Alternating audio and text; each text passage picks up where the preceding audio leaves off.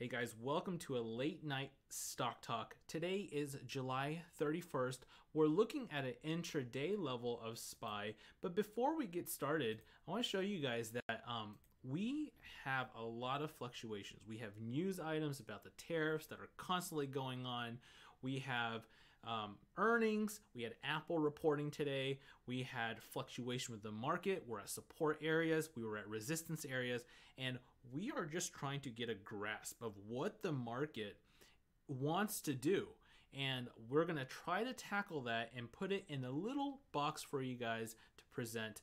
In the meantime, thank you for watching all these videos. I know you guys have some questions about the course. I read through all of your comments, so we'll get through those tickers in a moment.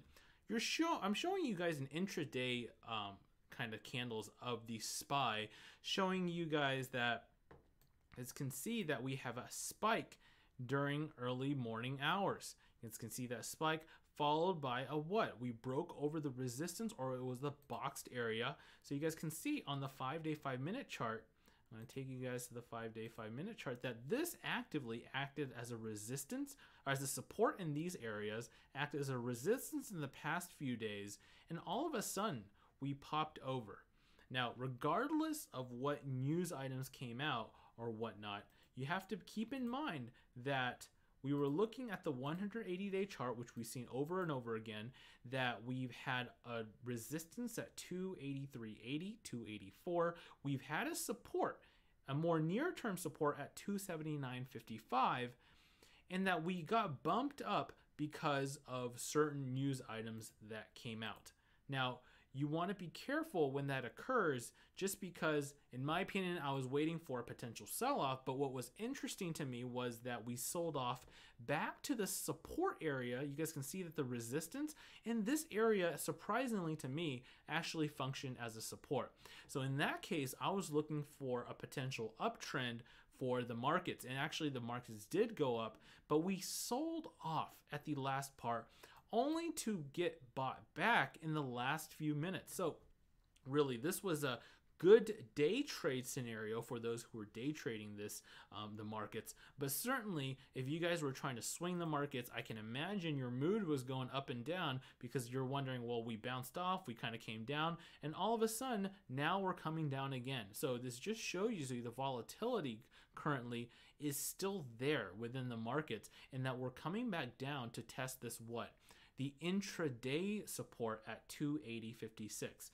So you guys got to keep in mind the big picture, or the 180-day chart, in that we popped over the 20 EMA, or the light blue line. I was looking for rejection, didn't happen. However, after market currently, we're showing some sort of rejection. Now, remember that we have the potential to pull slightly higher after market, potentially. Right now, it's going down, and it could very easily come back down and retest the support area at 279.81. This is something we have to keep in mind after hours, pre-market tomorrow, because this pattern is not that predictable at the moment. The markets are uncertain, and because we have earnings, Apple beat earnings, therefore we got the necessary jolt upwards. But really, if the overall tone of the market is down and negative, then that's just a temporary uptrend for the market. And therefore, that could be a false breakout. So you just got to keep that in mind. And with volatility, take a look at that. You guys can see that, right? Volatility right now, interestingly, is still beneath the 20 EMA, or the light blue line, and it's still getting wedged in between the 20 EMA. This is currently showing a continuous rejection of volatility. Doesn't mean that volatility has to fall tomorrow, but right now, as of 7:16 p.m. Eastern Time, we're seeing a rejection of volatility, which means that there could be higher prices for SPY. Now, think about it. SPY, the S&P 500, I just showed you this chart. Does that make sense? And that makes complete sense. Why? You're like, well, look, this is the support area. Have we broken the support area yet, at least intraday? No. If we break it, sure, volatility could spike above that resistance area, but we're not breaking it. And therefore, that's perfectly reasonable at this time point. Now, by tomorrow, maybe the markets have dropped several, 100 points or more. Maybe it's completely recovered back to even, or maybe it's even gapped higher. Who knows what it will do, but I just want to point you guys out the scenarios in which it could occur.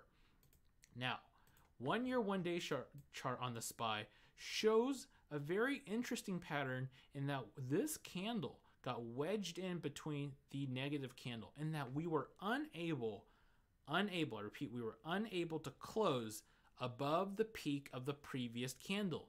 At the very least, this is a slightly bearish tone, regardless of what happened after market.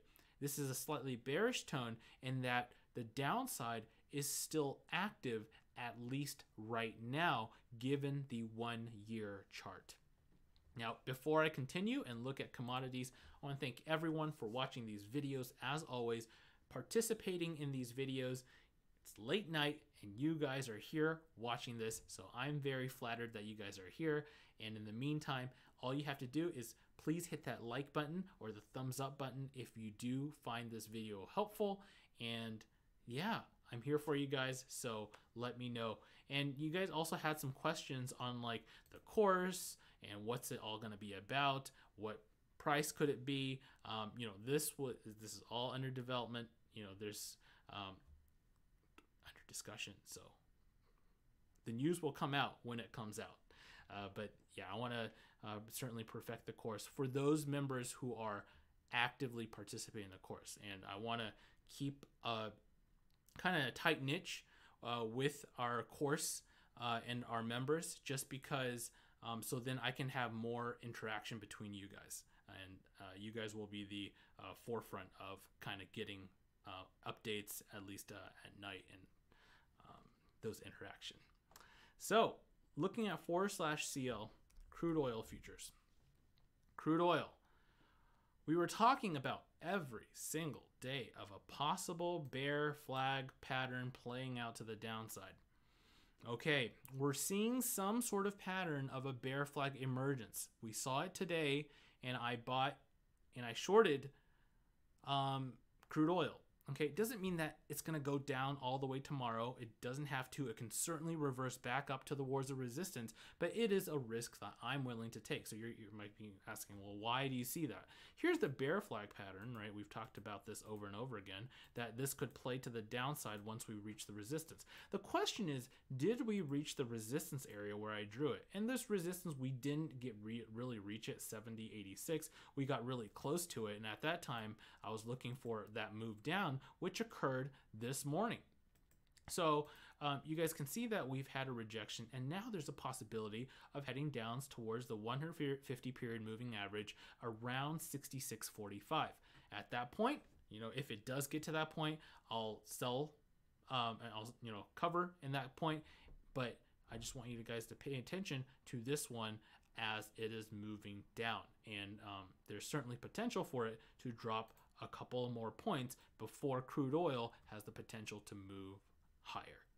So that is one that I'm watching. The ticker that you guys have to watch if you guys are looking into inverse crude oil has to be DWT. Here's DWT on the 1 year, 1 day chart, but let me take you guys to the intraday chart. You guys can see that we pretty much steadily went higher, which correlates with /CL as it is actively declining. So that is just something for you guys to watch. /NG and natural gas futures. So natural gas did see a spike. You guys can see we had a spike, and this was this morning. So natural gas was looking really bullish. However, you guys can see that we managed to pull a reversal.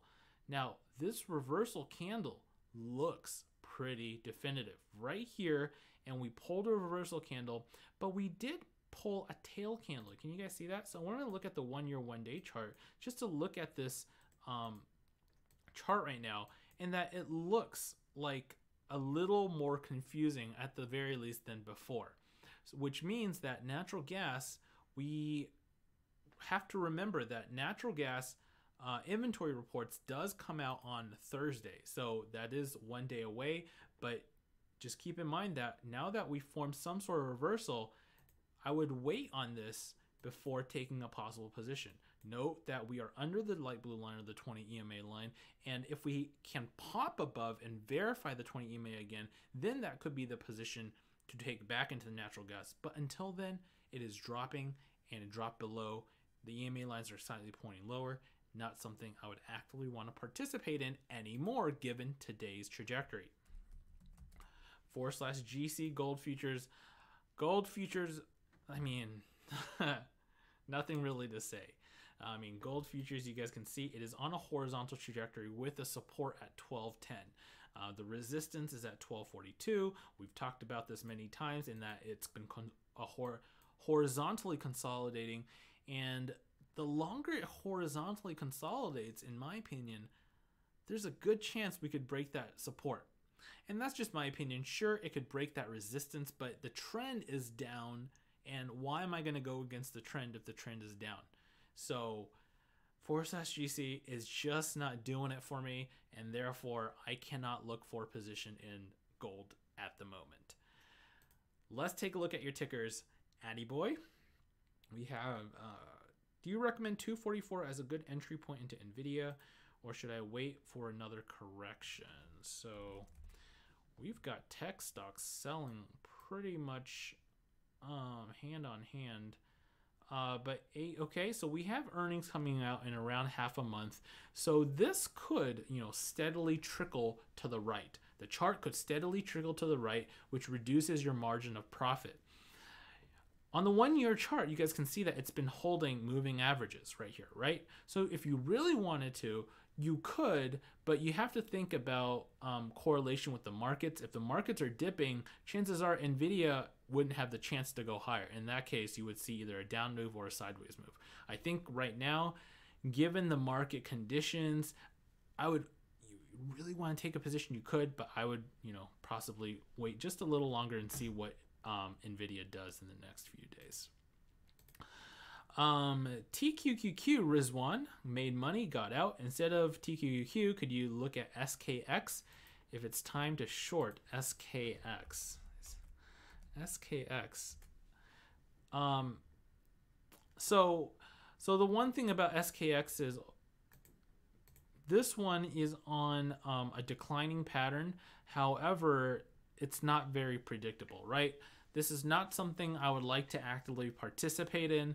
Yes, we got rejected at the 20-period moving average, but you can imagine that there's no defined support. There's no really defined resistance either, and therefore, if a chart doesn't obey a specific pattern, you're taking a gamble on whether you're shorting correctly at the very least. Yes, there's a lower high, you guys can see that, but at the same time, can't I argue that there's a higher low? I mean, I could, right, if I really wanted to. So in the end, even though we broke this higher low kind of just a tad bit right here, if you short it, you have to know where you're wrong. You have to know your stop loss. Okay, STM Ven. So I'll tackle one of your tickers. Thank you for all of your submissions. STM is one that's been horizontally consolidating. You guys can see that we false broke out here. We came down and now we're actively declining. Look for support at around 2093. That is a lower high support and a lower low support, sorry. And therefore, I would expect some support around that area. But for now, there's certainly a lot of potential for this one to continue dropping, and therefore not one I would actively invest in or look into, as we just made another weekly chart low, weekly candle low today. So this is actively dropping, not something I would like to invest in right now. Jason, thank you. Vicky, thank you for your comment. Can you take a look at ROKU? All right, so ROKU, you guys can see on the 3-year chart, we have done a double peak. However, you have to recognize that, let me see, earnings are coming up in 1 week. I would wait for earnings to play out. Note that in past earnings, what happened? Catalyst down at the peak. Catalyst up at the bottom. Catalyst up at the bottom. Doesn't mean that at the peak we're going to come down, but you got to put that in the table. It's there. It shows you that there's a possibility of it coming down when we're near the top. So I would wait for it and not actively participate in at least right now. Okay, so moviegoer, thank you for your feedback. And Ben, LRCX. Guys, you guys love LRCX. LRCX. Nothing wrong with this chart right now. It looks perfectly fine. It's on an uptrend from the bull flag formation. It bounced from the bottom. Looks perfectly normal. Do you want to get in right now? The question is, well, you could if you, there's certainly potential for you to make profit on this one as it is on the uptrend. So the question is, are you willing to hold that 1, 2, possibly 3 weeks? So if you're in it down here, great job. If you're looking to get into it, ask yourself if that risk is worth it for you. K9 PSX. All right, K9 PSX, right? Up move, down, up move, 20 EMA, up move. So there's certainly potential for this one to go higher. The question is, again, at what point are you satisfied with the move that you would take that profit? So you might give yourself perhaps a couple more days before that, you guys can see that we have a clear signal of a reversal. You certainly don't want to be caught in this reversal area, right? Especially if you've made profit. So you just need to be careful. If you're in it, that's great that you identified that as a possible support. But this goes to the same question with LRCX. At what point are you satisfied with your profit that you're going to leave with the profit? And if you're making something, you might want to consider leaving at that point, as this one does drop rather quickly. Dozy, thank you for Diamond in the Rough. What a great comment. Keep that coming. And then, all right, so let's see. That's it for this video. So hopefully I covered all of your tickers. Guys, I am closely looking at the futures. So futures did a nice rebound so far, which is what we expected on the SPY, right? We were at the support and look at that. We bounced off. Guys, technical analysis, it works. So keep an eye out to see what happens tomorrow. Note that tomorrow the meeting minutes are coming out at 2 p.m. Eastern. Look for that to shift the markets once again. Okay, so keep an eye out at 2 p.m. Eastern time. In the meantime, have a great trading day tomorrow, and I will see you guys tomorrow for yet another Stock Talk.